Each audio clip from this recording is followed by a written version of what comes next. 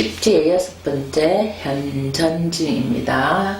6번째 지가 현전지인데요. 이 현전지란 뜻은 이제 지혜라는 얘기죠. 현명하다 할 때 지혜로운 자리, 이런 자리를 이야기하는 것입니다. 이 지혜로움을 어떻게 쓰라고 하는 거냐면은 이 지혜를 10평등, 10가지 평등이라는 것은 만물에 대한 평등성, 그것을 초월하는 게 현전지예요. 우리가 지혜를 써야 되는 곳, 지혜로운 곳이 많이 필요한데, 예를 들어서 뭐 사람한테, 직업에, 이런 일상생활에 지혜로움이 있고, 자식한테도 이렇게 평등, 그죠? 손가락 5개 자식마다 큰아들, 막내아들 이렇게 크기나 다 다르지만은 똑같은 자식에 대한 사랑은 똑같이 하고 평등하게 하라는 의미죠. 한날 한시에 태어난 쌍둥이도 뭐 어떤 애의 착한 부분에 더 부모가 관심이 가고 서로 구분을 하게 되죠. 그 구분이 없는 상태, 평등한 상태를 이야기하는 것입니다. 그러니까 사랑을 모두 똑같이 주라는 얘기죠. 내가 좋아하는 사람한테는 사랑을 많이 주고, 내가 싫어하고 미워하는 사람한테는 사랑을 주지 않는 게 분별심이라면은, 부처님께서 말씀하신 것은 분별이 없이 평등하라는 거죠. 천상천하 유아 독존이라고 이렇게 부처님이 태어나셔서 7발자국을 걸었을 때 하늘과 땅 사이 나다는 개념은 나의 존재도 이야기하지만 모든 중생, 모든 살아있는 사람들이 평등하다는 의미예요. 그래서 이것을 잘 살펴보면 이제 육도윤회가 있잖아요. 사람이나 짐승이나 아기, 아수라가로 이렇게 6군데로 윤회를 하게 되는 육도윤회에도 물론 차별성이 있죠. 사람보다는 짐승이 조금 더 모자라고, 또 우리가 짐승을 학대해도 되고 내가 우월주의라고 생각해도 되는 그런 차별성을 다 띈 세상에 우리는 살고 있어요. 그래서 인간이라면 사람마다 남자, 여자가 다르고 부모, 자식이 다르고, 또는 사회에서 이렇게 계급 사회에서 윗사람과 아랫사람이 다르고, 정치적인 문제에도 다른 나라, 우리나라 이렇게 일본, 우리나라, 뭐 미국, 일본 이런 식으로 다 구분이 되어 있다는 거죠. 세상에는 잘 생각해 보세요. 모든 것이 구분되어 있죠. 우리는 평등주의, 자유주의, 민주주의를 갈망하고 있잖아요. 그런데 실제적으로는 공산주의에서 평등이라 해서 똑같이 나눠 먹고 배급하고 이게 평등인 것 같지만 그것은 평등이 아니죠. 그냥 물질을 어떤 사람이 이상이나 정신적인 생각을 못하게끔 막아놓은 사회라면은 이 자유주의, 민주주의에서 평등은 다른 개념입니다. 여기서 부처, 보살의 지위의 평등이라는 것은 그런 것을 얘기하는 거죠. 인간이 어떤 음식을 골고루 나눠 먹는 게 아니고 평등하게 먹는다는 것이 틀리다는 거죠. 똑같은, 그러니까 음식을 나눠줄 때 똑같이 배분하는 것이 아니고 마음이 평등하게, 내가 저 사람한테 무엇을 줄 때 나눔이 똑같다는 얘기죠. 저희 애가 하는 말이 있어요. 학교 때 급식을 하다 보면 이렇게 부모들이 급식 당번을 하게 되면은 다 같이 내 자식이니까 음식을 뭐 20명이면 20명 이 급식을 똑같이 배분을 하죠. 평등하게. 그런데 아이들이 스스로 급식을 할 때는 평등하지 않아요. 맛있는 거 먼저 먹고 뒤에 애들은 음식이 반찬이 없어서 못 먹는다는 얘기를 들었거든요. 그러니까 우리가 학교 때부터 평등심이란 게 가르쳐지질 않았어요. 나와 너가 있고 나와 내가 구분되고, 또는 좋고 나쁘고 싫고 이런 것이 정해져 있기 때문에 평등이란 말을 하지만 평등하지 않다는 거죠. 모든 게 구분되어 있어요. 태어나면서 아들이냐 딸이냐 그때서부터 구분이 되어 있죠. 아들이 좋다, 딸이 좋다.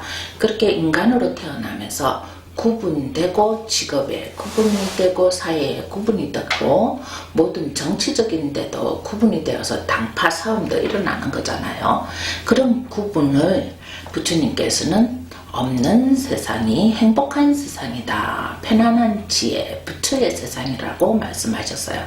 그래서 이런 현전지라는 것은 중생은 어리석음으로 구분하고 나다, 너다 이렇게 편도 가르고 산다면은 그것이 어디로 가는 거예요? 번뇌, 고통으로 가기 때문에 부처님이 말씀하시는 편안함, 극락이라는 것은 누구나 다 갈 수 있는 곳, 누구나 평등한 마음으로 갈 수 있는 곳이라고 해서 이 6번째 현전지라는 것은 지혜로운 생각이 있는 사람들한테만 평등심이 있다는 거죠. 보살심이라는 건 뭐예요? 누구에게나 베푸는 거죠. 어떤 악인이 와도 베풀고 도둑이 와도 베풀고 살생을 한 사람이 와도 베푸는 거 똑같이 생각한다는 거죠. 그 똑같다는 것은 한 행위가 중요한 게 아니고 그 마음자리가 근본이 불성, 근본이 모두 착한 사람이 되어라 해서 내어주는 거죠. 그것이 보살심이고 보리심이고 그것이 평등사상이라는 거죠. 이런 평등의 마음을 가질 수 있는 지위가 보살의 지위. 그 보살의 지위 중에서도 10지, 10가지 지위 중에서도 6번째 현전지라는 겁니다. 이 현전지의 단계에 오르면요, 무상하는 거죠. 무상이란 건 뭡니까? 대상. 바깥에 보는 대상이 전부 평등한 거예요. 이것이 좋다, 저것이 좋다. 우리는 이제 전부 옷을 사 입어도 메이크를 사 입고 무슨 가구를 사도 어느 제품이 좋다 하고 모든 게 구분되어 있잖아요. 아래 위가 정해져 있죠. 그래서 거기에 전부 업대로 지연대로 습관대로 선택을 하게 되는 겁니다. 선택이란 것은 구분된 상태죠. 그러니까 대상이 있는 거예요. 무상이 아니고 유상이죠. 내가 좋은 걸 갖고 싶고 좋은 가구를 가고 싶고 좋은 신발을 신고 싶고 좋은 옷을 입고 싶은 것은 이미 대상에 대해서 판단이 구분이 선택을 하고 싶다는 거잖아요. 그러니까 좋다 나쁘다가 구분된 거예요. 현전지의 분들은 지혜로서 모든 것이 똑같아. 쓰임새가 똑같고 바깥의 대상은 필요 없고 원래 없는 것이다. 이것을 깨달은 단계죠. 그래서 원래 없는 상태에는 평등심이 일어난다는 거죠. 예를 들어서 우리는 커피를 마실 때 그냥 커피잔에 마시면은 뭔가 분위기가 없는 것 같고 좀 아주 고급 수입잔에 먹으면 분위기가 있는 것 같고 내가 갑자기 업이 된 것 같고 그런 마음을 일으키잖아요. 그것은 대상에 의해서 내 마음이 시시각각으로 변해서 구분되고 욕심도 생기고 판단력도 생기고 선택해야 될 모든 생각들, 행복한 생각 같지만 사실은 없는 사람한테는 번뇌, 고통의 생각이죠. 똑같은 대상을 두고 좋은 것을 가지는 사람은 행복하겠지만 그것을 가지지 못하는 사람은 고통스럽다는 거죠. 그것은 부처님이 바라는 세계가 아니라는 거죠. 누구나 똑같은 것을 가졌고 누구나 이렇게 행복해야 된다는 거죠. 대상이 없는 것을 대상을 만들어서 구분하는 게 중생이라면 이 현전지의 보살의 단계는 이미 없는 대상이니까 그것이 좀 더 좋은 것이고 나쁜 것이고 필요가 없다는 거죠. 커피를 마실 때 그냥 그 도구가 필요한 것이지 잔이 비싸고 또는 아름답고 좀 못한 그릇이고 이런 게 필요 없다는 거죠. 요즘 무슨 연예계 보면은 정글 탐험 이런 게 있잖아요. 아무것도 없는 상태에서 구해서 먹을 때는 그냥 먹는 것 자체로 행복하죠. 그렇지만은 우리가 오염됐고 세상 물질에 물들었을 때는 이것은 기분이 나쁘죠. 나를 어떻게 대우하는 것 같고 좀 좋은 것을 대접을 하면 내가 뭔지 잘나 보이고 이렇게 자꾸 상을 만들어가는 거죠. 나의 존재가 선한 존재가 아니고 자꾸 입혀져서 덮어진다는 게 복이라는 얘기를 써요. 그래서 우리가 유식을 할 때 51가지 심소에서 복이라는 감정에 이런 심소가 생기는 거죠. 그 심소란 복이라는 것은 자꾸 덮여서 두꺼워지는 거죠. 그러니까 업의 두께가 자꾸 두꺼워지면 우리가 고통이 자꾸 는다고 하는 거예요. 그와 마찬가지로 마음씀을 지혜롭게 쓰면은 하나씩 벗겨지는 거죠.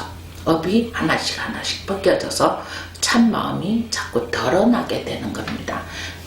그래서 이 현전지의 보살은 지혜를 가진 보살, 지혜 바라미를 하는 보살, 그리고 이 인간생의 만물의 대상이 모두 공이란 것을 터득하신 보살의 지이고, 이 12연기법은 제가 앞서 유식에도 설명했고, 사람이 태어나서 죽기까지 계속 윤회하는 단계라고 비유를 하시면 된다고 했죠. 이것이 있으므로 저것이 생기고, 눈이 있으면서 보게 되고, 보게 되니까 가지고 싶고, 이런 연기법, 인연에 의한 일으키는 연기법이라는 게 12가지 법이라는 거죠.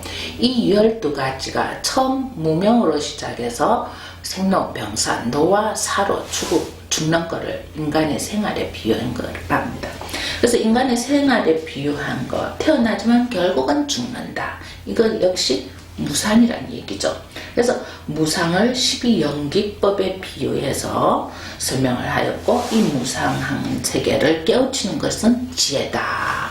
지혜 바라밀이 이룬 상태, 초월한 상태, 세상의 세속의 욕망을 초월한 상태, 그 욕망이 초월하면 그냥 있는 그대로 받아들여서 생활하는 상태가 평등의 세상, 이런 마음을 가진 보살의 지혜가 현전지라는 거예요.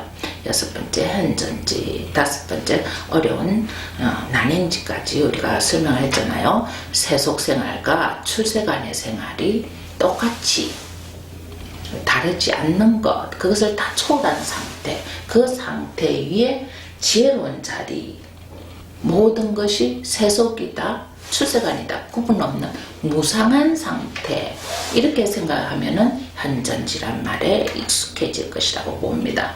여러분들이 부처님 십지에 이런 지위의 용어나 낱말들이 굉장히 어려워요.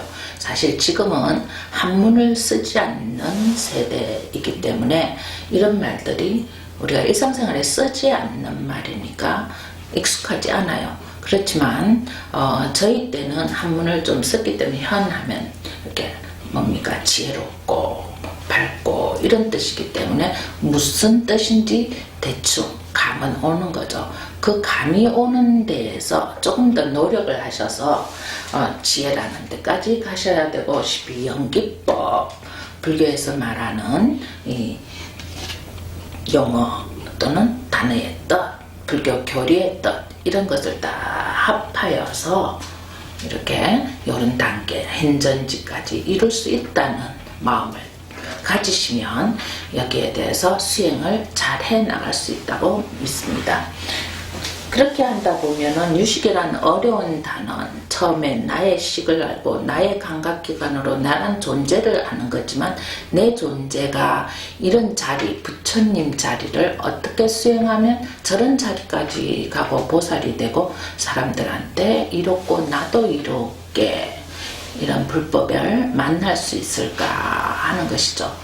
사실 사람으로 태어나는 것도 크나큰 행복이고요. 거기서 부처님 지혜의 말씀을 듣고 나를 행복하게 하는 것 또한 공덕이고요. 그렇게 해서 부처가 되어서 세세생생 고통이 없이 살아가는 게 이게 불법의 지혜입니다.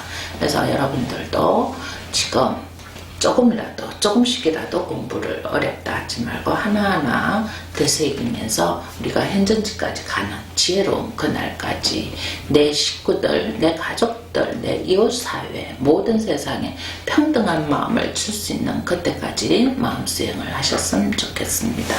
오늘은 육지 현전지까지 말씀드렸습니다.